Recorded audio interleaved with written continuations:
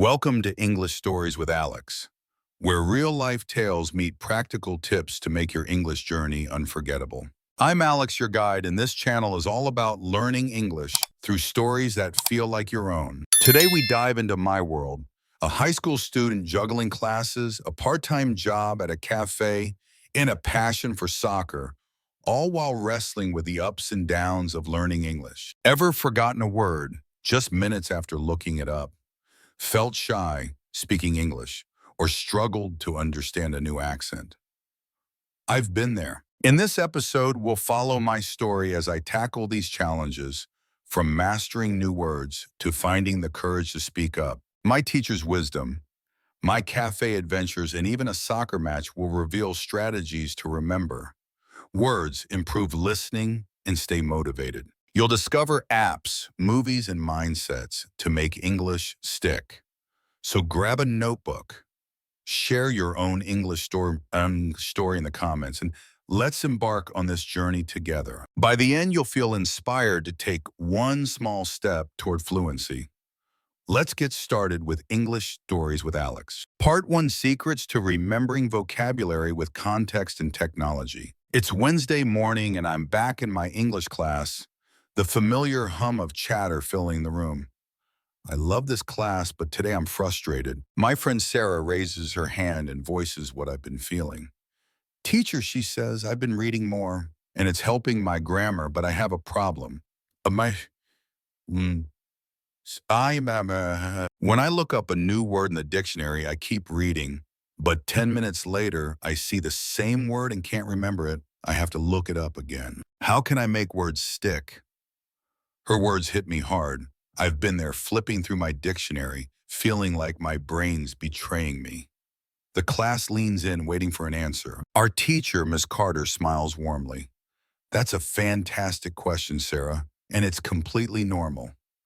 Forgetting new words right away happens to everyone.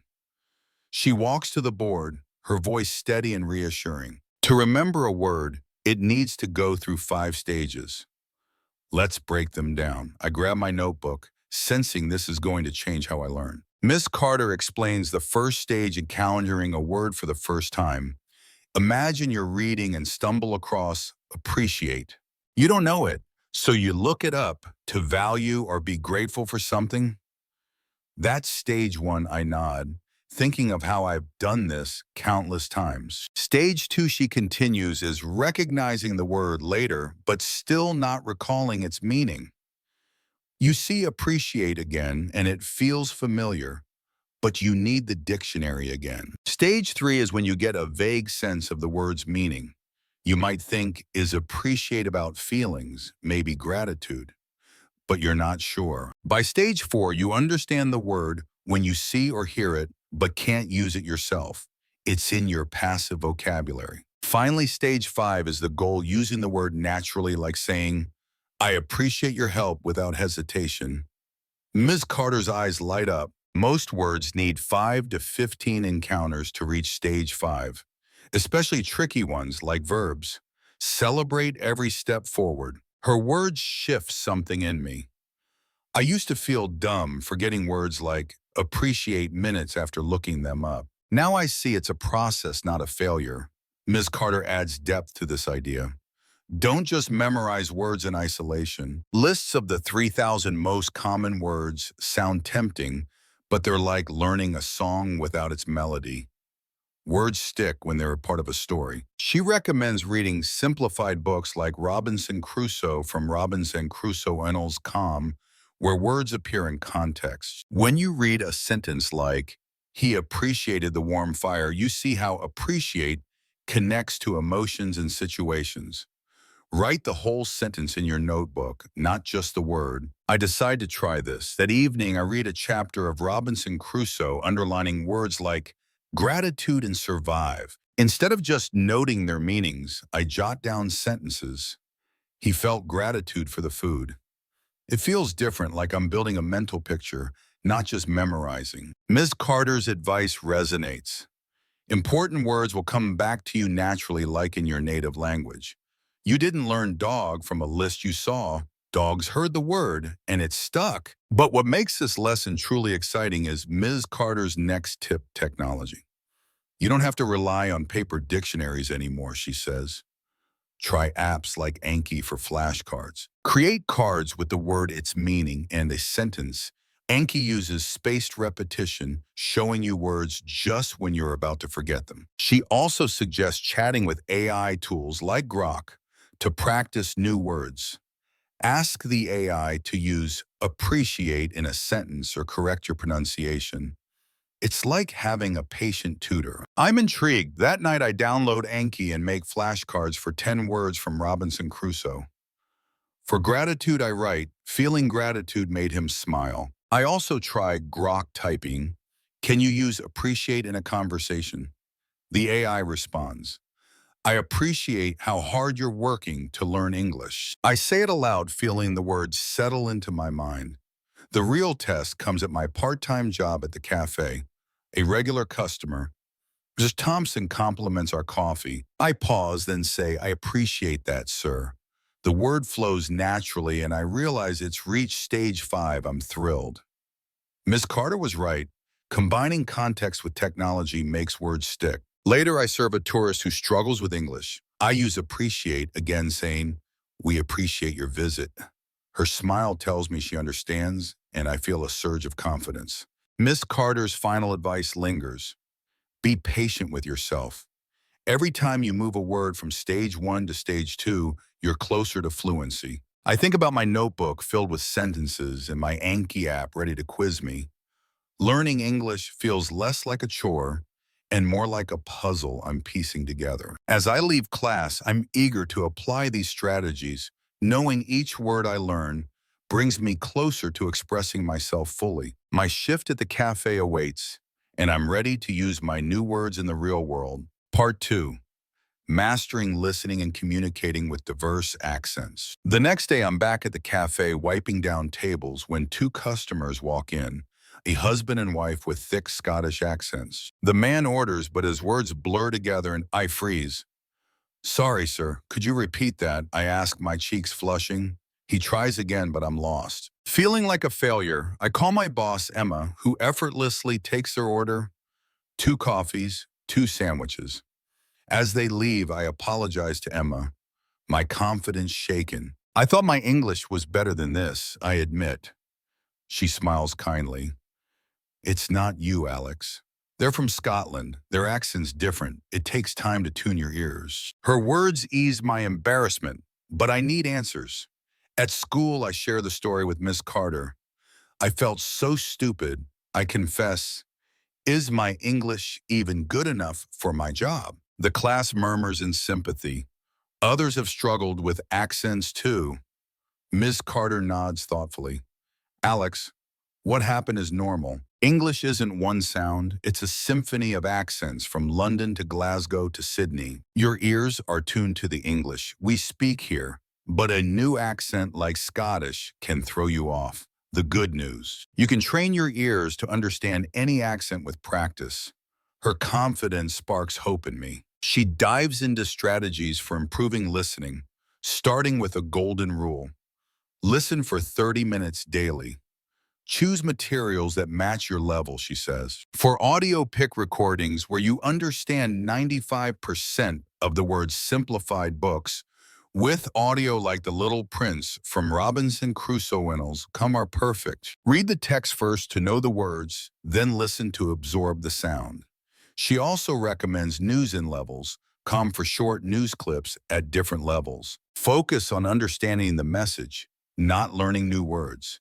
If you hear a new word, let it sink in naturally. I jot this down, eager to try. For visual learning, Ms. Carter suggests movies and videos. Start with subtitles to grasp the story, then rewatch without them. Reality shows are easier than documentaries because they repeat patterns. She adds a tip for my Scottish accent and struggle. Find a Scottish sitcom on YouTube like Still Game. Watch a few episodes and your ears will adjust. She explains that adapting to a new accent takes about 2 weeks of regular listening. You're not failing, you're learning to hear a new rhythm. Her words reframe my cafe mishap as a step forward. Inspired, I spend my evening watching a still game episode with subtitles. The humor pulls me in, and I catch phrases like I and we. By the third episode, I'm following without subtitles, grinning as I recognize words I missed before. Miss Carter's advice about shadowing mimicking native speakers also helps. I pause the show and repeat lines, feeling the Scottish lilt shape my tongue. It's fun like learning a song, and I imagine confidently serving those Scottish customers next time. Miss Carter also ties listening to communication, especially with beginners. She explains English proficiency levels. With 1,000 words, you can handle basic conversations using short sentences like, I want coffee. At 2,000 words, where most of you are, you can discuss hobbies, jobs, or travel. With 3,000 words, you are ready for deeper topics, enough for most situations. I think about Emma at the cafe who served two Japanese tourists with limited English. She used simple four-word sentences. Coffee is ready now. They understood, bought sandwiches and cakes, and left smiling. Emma later told me, it's about making customers feel comfortable no matter their level. Simple English builds trust. The next day, those Japanese tourists return with friends. It's my turn to serve hard pounding. I channel Emma saying, welcome to our cafe coffee or sandwiches. They nod order and thank me. Their smiles feel like a victory to realize. Ms. Carter's right, adjusting my English to their level. 1,000 words. Short sentences creates connection. At school, I share this with Miss Carter, who beams. You're learning to speak English globally, Alex. Listening to diverse accents and adapting your words makes you a communicator, not just a speaker. As I leave class, I feel lighter. My cafe mishap with the Scottish accent wasn't a setback. It was a chance to grow. I plug in my earbuds, cue up a Scottish podcast, and head to work ready to serve customers from anywhere. Listening, I'm learning, is about opening your ears and heart to the world's many voices. With every minute I listen, I'm one step closer to understanding and being understood. Part 3, overcoming shyness and finding motivation. Thursday's English class feels different. A quiet student, Lily, speaks up, her voice trembling. I'm so shy when I speak English. I'm scared of making mistakes. How can I get over it? Her honesty hits me.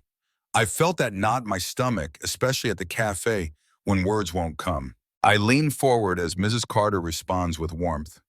Lily, shyness is natural when you're learning a language.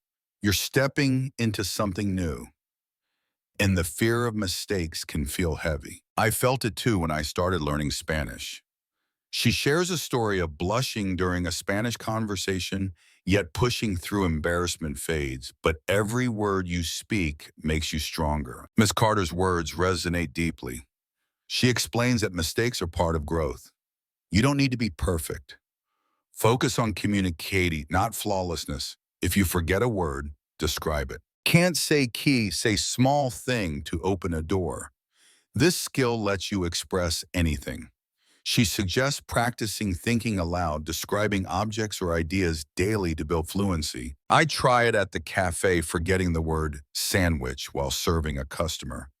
I say bread with meat inside. He nods, and I realize I've communicated despite the gap. It's empowering. Lily shares another struggle. Sometimes I want to say something, but I don't know the words, so I stop. I feel stupid, and next time I'm too scared to speak. Miss Carter nods. That's common, but you can train yourself to keep going. In your native language, you describe things naturally. Do the same in English. Practice this, and shyness will fade. She adds a powerful perspective. 2,000 words, Lily. That's 2,000 steps from zero. Be proud of that. Her words shift my view. I've been hard on myself, chasing native-like fluency. I'm not there yet, but I'm far from where I started. Miss Carter then asks about our motivation for learning English. I share my story, my voice steady. English wasn't my thing in high school. It felt illogical and I barely spoke. But at 20, I discovered the Beatles. I wanted to understand their lyrics, so I translated songs like Let It Be. Slowly, I got it. Then on a train, I met two British women. Our simple chat lit a spark I believed I could learn. That moment changed everything. I studied daily, moved to England, and now I'm here serving customers and playing soccer in English. Other students share their dreams, reading historical novels, coaching tennis, or working internationally. Miss Carter smiles. Motivation is your fuel. Alex wanted to sing with the Beatles. Find your why music culture a job and it'll carry you. She ties this to liking English. If you enjoy something English, humor movies, soccer, it's easier to practice. Alex, you love the Beatles and your English boss's jokes. That's your edge. I nod, realizing my love for English culture from pub chats to sitcoms keeps me going. Ms. Carter sets a goal. Aim for 3,000 words to communicate freely. If English feels tough, find one thing you love about it. That weekend, I play soccer for our school team against a rival from Cambridge. We win 3-2. And at the pub afterward, I chat with teammates in English using words like strategy I learned that week. I'm shy at first, but I describe a missed word thing to kick the ball and they laugh, understanding. My confidence grows. Back at school, Ms. Carter encourages tracking progress. Keep a journal, she says. Note new words, conversations, or moments you felt proud. I start mine writing about the soccer match in the cafe. Each entry proof I'm growing. Lily's question lingers with me.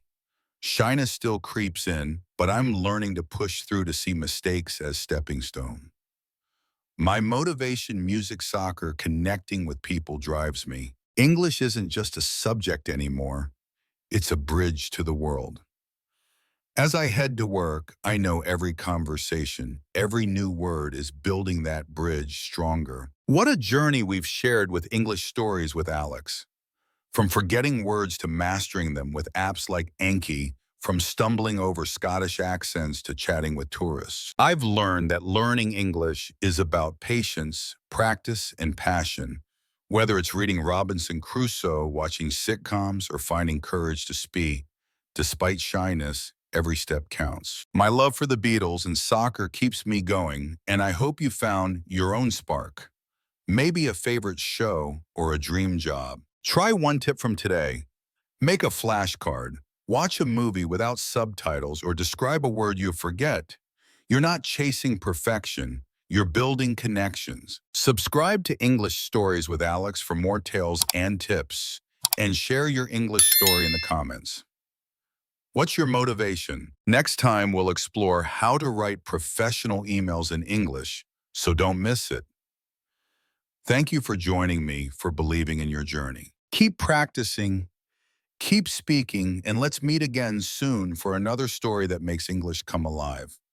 Until then, take one small step toward fluency. You've got this.